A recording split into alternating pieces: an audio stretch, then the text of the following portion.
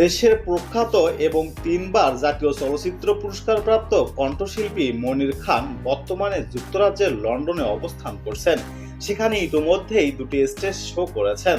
শোনা যাচ্ছে লন্ডনে বিএনপির ভারপ্রাপ্ত চেয়ারম্যান তারেক রহমানের সঙ্গে সাক্ষাৎ করেছেন তিনি।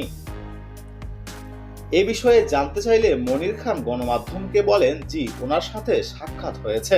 উনি আমাদের দল বিএনপির ভারপ্রাপ্ত চেয়ারম্যান, আমাদের অভিভাবক।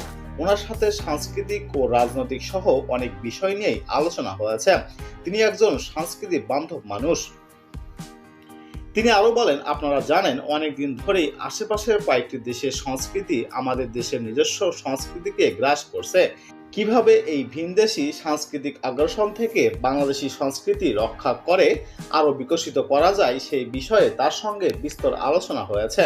এছাড়াও রাজনৈতিক বিষয়সহ বিভিন্ন বিষয়েও আলোচনা হয়েছে এবং তিনি বিভিন্ন নির্দেশনাও দিয়েছেন। উল্লেখ্য, কণ্ঠশিল্পী মনির খান বাংলাদেশ জাতীয়তাবাদী দল বিএনপির সঙ্গে নিবিড়ভাবে যুক্ত রয়েছেন।